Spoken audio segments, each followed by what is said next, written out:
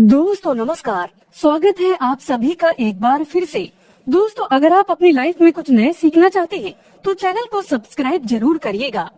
दोस्तों हमारी भारतीय संस्कृति में छोटी या बड़ी किसी भी तरह की पूजा को करने के कुछ निश्चित नियम निर्धारित किए गए हैं और इन नियमों का पालन करते हुए ही हमें पूजा पाठ करनी चाहिए, क्योंकि तभी हमारी पूजा का कोई अर्थ होता है और हमारी आराधना का फल हमें मिलता है। दोस्तों कई बार हम पूरी श्रद्धा और भक्ति से पूजा पाठ तो करते हैं, लेकिन फिर भी हमारी मनोकामना पूरी नहीं हो पाती है, हमारे कष्टों का निवारण भी नहीं हो पाता है और हमें मानसिक शांति भी नहीं मिल पाती है। ऐसा क्यों होता है? आखिर क्यों आपको आपकी पूजा का मनोवांछित फल प्राप्त नहीं होता और आपका मन भी हमेशा शांत रहता है? इसका कारण ये भी हो सकता है कि आपकी पूजा करने का तरीका शायद गलत हो, या आप पूजा करते समय कुछ जरूरी चीजों को भूल रहे हैं, या फिर कोई ऐसी भूल कर रहे हैं जिसकी वजह से आपकी आराधना ईश्वर तक नहीं पहुंच पा रही है। दोस्तों हमारे शास्त्रों में जितनी भी पूजा सामग्री बताई गई है उनमें सभी वस्तुओं की अपनी एक विशेषता और महत्व है, चाहे कुमकुम हो, रोली हो, चावल हो, कपूर हो या फिर धूप, दीप और नैवेद्य इत्यादि हो। जब भी हम विधि विधान से पूजा पाठ करते हैं तो इन सभी पूजा सामग्रियों का इस्तेमाल करने का एक विशिष्ट क्रम निर्धारित होता है और उसी क्रम का हमें पालन करना चाहिए। आज हम आपको ऐसी कुछ बातें बताएंगे जो हमें पूजा करते समय हमेशा ध्यान में रखनी चाहिए। साथ ही भगवान श्री कृष्ण के अनुसार ऐसी वो कौन सी चीज है जिसे पूजा घर में रखने से सुख, समृद्धि और ऐश्वर्य की प्राप्ति होती है, आइए जान लेते हैं। लेकिन दोस्तों उससे पहले अभी तक आपने हमारे चैनल को सब्सक्राइब नहीं किया है तो चैनल को सब्सक्राइब करके बेल आइकन जरूर दबाइएगा और वीडियो को लाइक जरूर करें। पूजा करते समय सबसे पहले तो ये देखिए कि आपका मंदिर सही दिशा में है या नहीं। वास्तु के अनुसार घर में मंदिर हमेशा ईशान कोण यानी कि उत्तर पूर्व दिशा में होना चाहिए। प्रतिदिन सुबह उठकर स्नान आदि से स्वच्छ होकर तथा साफ कपड़े पहनकर ही नियम पूर्वक भगवान की पूजा करनी चाहिए और सुबह शाम ईश्वर के सामने एक दीपक अवश्य ही जलाना चाहिए। मंदिर और उसके आसपास की जगह साफ सुथरी रखें। भगवान को नहलाकर कुमकुम का तिलक लगाकर फूल चढ़ाने चाहिए। हालांकि प्रत्येक घर में पूजा के नियम होते हैं, उन्हीं को ध्यान में रखकर एक क्रमबद्ध तरीके से पूजा करें। याद रखिए कि भगवान के भोग को कभी भी पूजा के पहले चक्कर झूठा न करें, इसे सूंघना भी घोर पाप माना जाता है। और साथ ही भगवान पर चढ़ाए जाने वाले फूलों को या फिर धूप, दीप, अगरबत्ती तथा अन्य किसी भी पूजा सामग्री को कभी भी सूंघकर नहीं देखना चाहिए। इसे शास्त्रों की दृष्टि से बिल्कुल भी सही नहीं माना जाता। दोस्तों घंटी तथा शंख को लोग कभी भी और कैसे भी बजा लेते हैं, लेकिन ध्यान रहे कि पूजा करते समय घंटी तथा शंख आदि को बजाने के कुछ विशेष नियम हैं। हमें केवल आरती के समय ही घंटी और शंख को बजाना चाहिए। इससे वातावरण की नकारात्मक ऊर्जा सकारात्मक ऊर्जा में बदल जाती है। दोस्तों हमारी हर पूजा में कलश का एक अलग ही महत्व होता है। शास्त्रों में कलश को पूर्णता का प्रतीक माना गया है। चाहे वो सत्यनारायण की पूजा हो, दीपावली या नवरात्रि का पर्व हो या फिर किसी भी प्रकार का उत्सव या मांगलिक कार्य हो, कलश की स्थापना किए बिना सभी अधूरा है। पूजा में कलश का उपयोग देवताओं का आह्वान करने के लिए किया जाता है। ईश्वर के सामने तांबे के कलश में पानी भरकर रखना इतना शुभ होता है कि यदि हम अपनी रोज की पूजा करते समय भी भगवान के सामने तांबे के कलश में पानी भरकर रखें तो इसका चमत्कारिक प्रभाव हमें अवश्य ही देखने को मिलता है। इसके लिए मुख्य रूप से तांबे का ही कलश लें। कलश पर कुमकुम से स्वास्तिक चिन्ह बनाकर उस पर अक्षत चिपकाएं और मौली बांधें। फिर कलश में शुद्ध पानी भरकर उसमें थोड़ा सा गंगा जल मिला लें। कलश को भगवान के दाईं ओर रखें। फिर भगवान की पूजा करते समय कलश की भी पूजा करें। फिर पूरे मन से भगवान के साथ साथ कलश को भी नमस्कार करें और सभी पवित्र नदियों का आह्वान करें।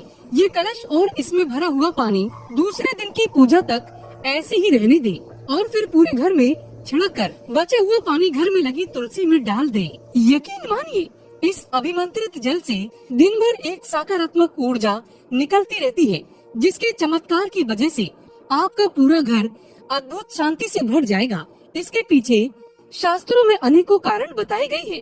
शास्त्रों में कलश को सुख और समृद्धि का प्रतीक माना गया है। जिस प्रकार जल ही जीवन है और कलश में हम जो जल भर कर रखते हैं, उसकी पूजा करने से हमारा घर और आसपास का वातावरण भी जीवन से भरपूर और सुख समृद्धि से भर जाता है।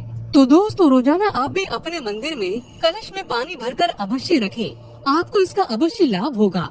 दीपक जलाने के कितने ज्यादा फायदे आपको अपने जीवन में मिलते हैं और किस प्रकार आपको दीपक जलाना चाहिए, कौन सी दिशा में, जिससे आप बहुत ज्यादा तरक्की प्राप्त कर सके और अपने जीवन में सभी बाधाओं को खत्म कर सके। सबसे पहली बात तो आपको ध्यान में रखनी चाहिए कि अपने घर के मंदिर में रोजाना ही आपको दीपक जलाना चाहिए। कभी भी ऐसा नहीं होना चाहिए कि आपने दीपक ना जलाया हो, क्योंकि घर के मंदिर में रोजाना दीपक जलाना बहुत ही जरूरी होता है।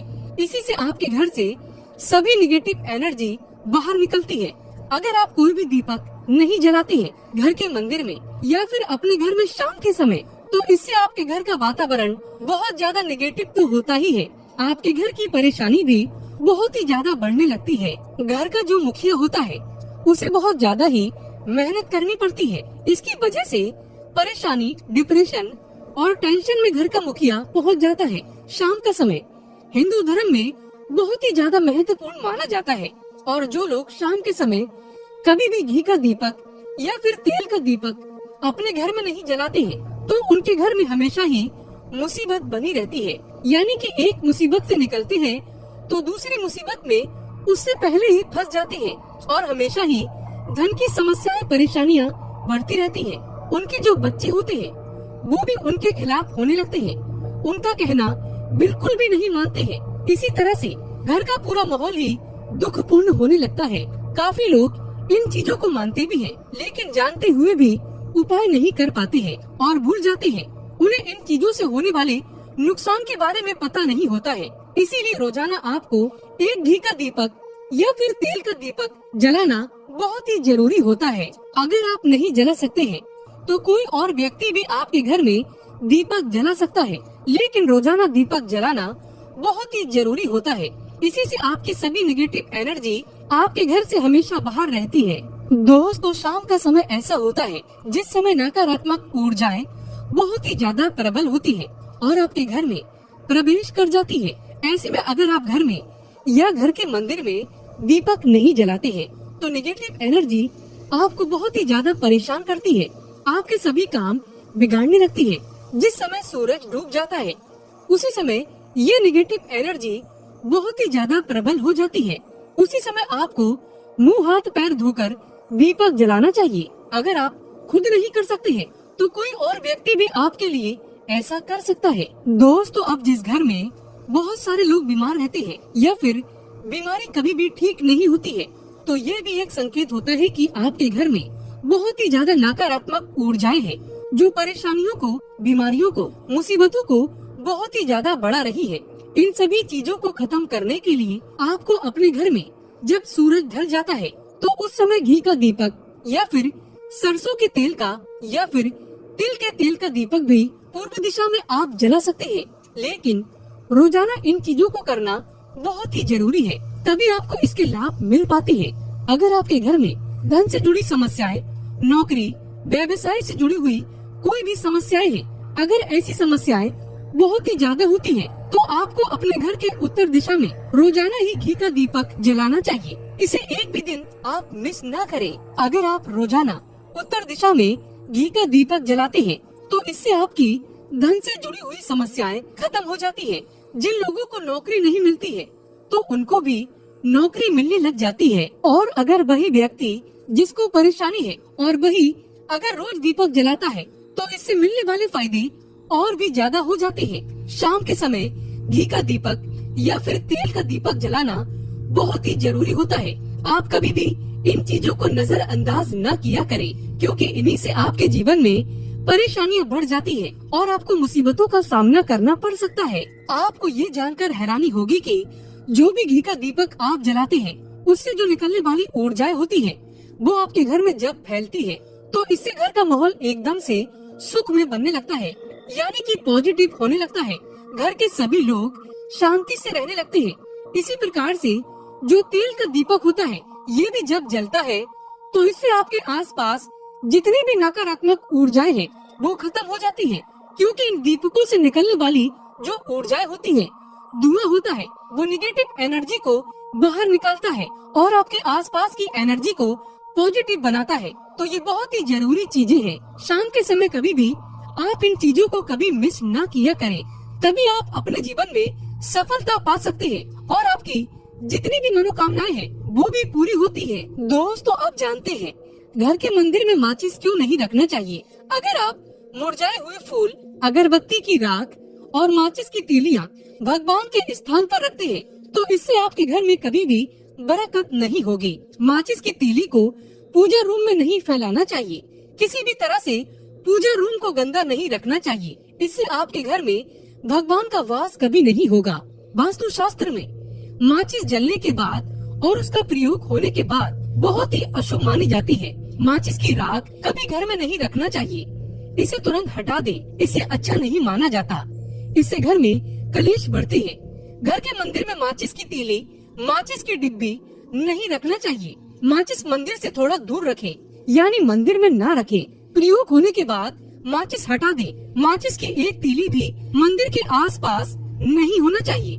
साथ ही साथ घर के मंदिर में धन रखना आवश्यक है, लेकिन फटे पुराने नोट मंदिर में नहीं रखना चाहिए। इससे उल्टा आपके जीवन में धन की हानि होगी, परिवार में दुखों का आगमन होगा। दोस्तों, मंदिर में रखे धन को कभी भी किसी को उठाकर नहीं देना चाहिए, नहीं तो आपके घर की लक्ष्मी दूसरों के घर चली जाएगी। ऐसे धन को हमेशा संभाल कर रखे। दोस्तों, हम अपने घर के पूजा घर में पूजा पाठ करते हैं और मूर्ति आदि रखते हैं। दोस्तों, मूर्ति का क्या महत्व होता है, आज हम आपको इस वीडियो के माध्यम से बताने वाले हैं। जिस घर की पूजा घर में एक साथ ये दो मूर्ति होती है, वहाँ पर बनता है राजयोग और दुनिया आपके कदमों में आ जाती है। कहने का तात्पर्य ये है कि आपको सर्व सुख प्राप्त हो जाता है, जिसकी आपने कल्पना की है, जिसकी आपने मनोकामना मांगी है। दोस्तों, घर के पूजा घर में हम पूजा करते हैं, पूजा पाठ करते हैं और पूजा पाठ के माध्यम से कुछ चीजें देखने और मनाने आदि का प्रयत्न करते हैं, ताकि हमें उस पूजा का फल प्राप्त हो जाए और हम उसी अनुरूप घर के अंदर मूर्ति आदि लगवाते हैं, ताकि हम उन देवी देवताओं का सुंदर मुख देख सकें और उनका आशीर्वाद प्राप्त कर सकें। लेकिन दोस्तों, अगर हम अपने घर के पूजा घर में इन मूर्तियों के साथ अन्य मूर्तियां भी रखते हैं तो निश्चित तौर पर हमारी किस्मत बदल जाती है और देखते ही देखते हमारे जीवन के अंदर की सारी कंगाली समाप्त होने लगती है। दोस्तों, बात करते हैं उन मूर्तियों के बारे में कि आखिर कौन सी दो मूर्तियां एक साथ में आपको रखनी चाहिए ताकि उसका सच्चा सर्व सुख आपको प्राप्त हो सके। और सबसे पहले अगर हम किसी मूर्ति की बात करें तो दोस्तों, अगर आप श्री कृष्ण के भक्त हैं और बाल गोपाल की मूर्ति रखते हैं, तब आपको भगवान श्री कृष्ण के साथ माता रानी राधा जी की मूर्ति भी आपको जरूर रखनी चाहिए। दोस्तों, यह भगवान कृष्ण की अगर आपके घर में तस्वीर है तो उसके साथ राधा जी की भी तस्वीर संयुक्त जोड़े के रूप में आपको लेकर आनी चाहिए। दोस्तों, ये प्रेम और एकता की एक ऐसी अनोखी मिसाल है कि जिस घर में इन दोनों की तस्वीरें होती हैं, तो समझ लीजिए उस घर के अंदर किसी भी प्रकार का गृह कलेश नहीं होता है। दोस्तों, पति पत्नी और परिवार जनों के बीच परस्पर प्रेम रहता है और घर में धन धान्य में अपने आप ही वृद्धि होती है। इसीलिए ये जरूरी माना गया है। अगर आप भी इन मूर्तियों को रखते हैं तो निश्चित तौर पर आपके जीवन में अपने आप ही फायदा प्राप्त हो जाएगा। दोस्तों, कई लोग अपने घर में माता लक्ष्मी की पूजा करते हैं तो सोचते हैं कि भगवान विष्णु की भी पूजा करें या ना करें, या फिर उनकी मूर्ति साथ में रखें या ना रखें। दोस्तों, हमेशा भगवान श्री विष्णु जी और माता लक्ष्मी की पूजा आपको एक साथ करनी चाहिए। दोस्तों, देवाधिदेव महादेव भगवान विष्णु और भगवान ब्रह्मा जी तीनों ही देवताओं को सर्वशक्तिमान देवता माना गया है और त्रिदेवों में भगवान विष्णु जी को पूजा जाता है। तो अगर आप अपने घर के पूजा घर में लक्ष्मी नारायण जी की संयुक्त रूप में पूजा करते हैं तो निश्चित तौर पर आपके घर में दिन दुगनी रात चौगनी वृद्धि देखने को मिलती है। दोस्तों इसीलिए आप भगवान विष्णु जी के साथ माता लक्ष्मी जी की पूजा करें। अगर माता लक्ष्मी की अकेली तस्वीर है तो आपको उनके बाएं तरफ भगवान श्री गणेश और भगवान श्री कुबेर जी की मूर्ति या तस्वीर अपने घर के मंदिर में जरूर लगानी चाहिए। अगर आप माता लक्ष्मी जी के बाएं तरफ भगवान श्री गणेश जी की मूर्ति लगाते हैं या तस्वीर लगाते हैं तो आपको निश्चित तौर पर लाभ प्राप्त होता है और देखते ही देखते आपके जीवन के अंदर की कंगाली समाप्त होने लगती है और धन प्राप्ति के लिए आपको लक्ष्मी गणेश जी की संयुक्त रूप से पूजा करनी चाहिए। माना जाता है माता लक्ष्मी धन देती है तो भगवान श्री गणेश रिद्धि सिद्धि का भंडार और वृद्धि का विकास करते हैं। इसी वजह से इनकी पूजा बहुत जरूरी मानी गई है। दोस्तों कई लोग पूछते हैं कि अपने घर में हनुमान जी की तस्वीर या मूर्ति रखे या ना रखे या उनकी पूजा करें या ना करें। दोस्तों आपको निश्चित तौर पर हनुमान जी की अन्य देवी देवताओं के साथ में भी आप मूर्ति या तस्वीर रख सकते हैं। किसी प्रकार की कोई दो राय नहीं है कि आपके ऊपर हनुमान जी क्रोधित होंगे या नहीं होंगे।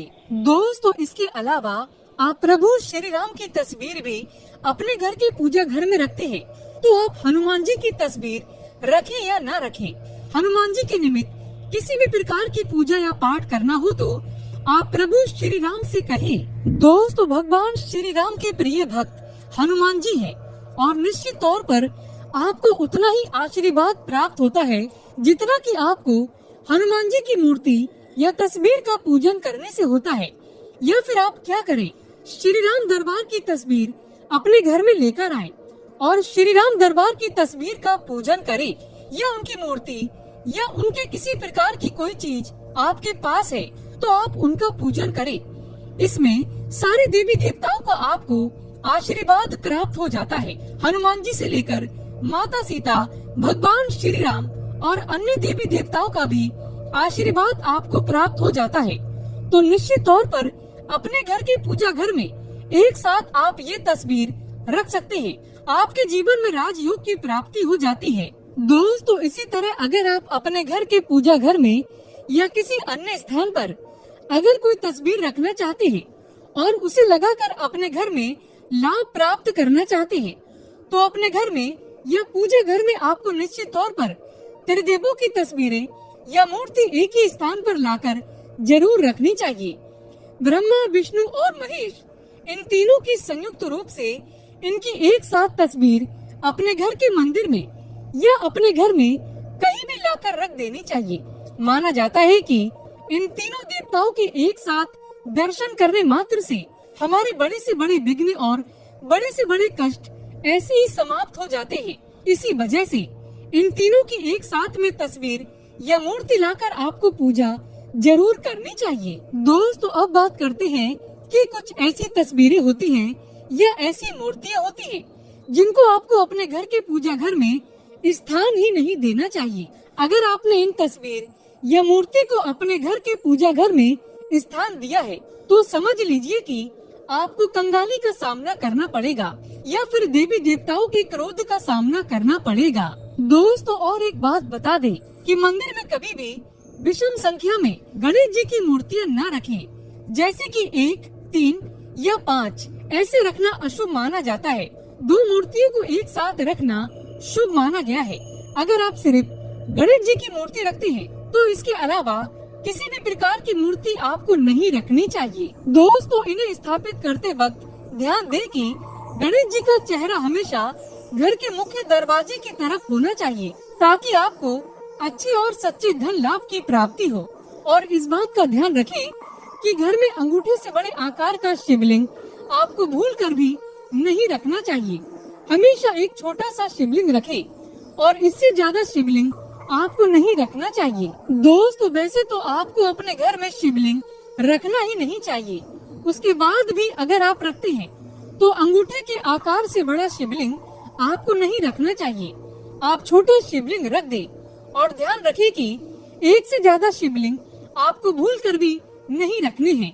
घर में अगर आप शिवलिंग रखते हैं तो शिवलिंग के ऊपर आपको तुलसी भूल कर भी अर्पित नहीं करना चाहिए। अगर आपने शिवलिंग रख लिया है और उस पर तुलसी अर्पण कर दी है तो देवी देवताओं के क्रोध का आपको सामना करना पड़ेगा।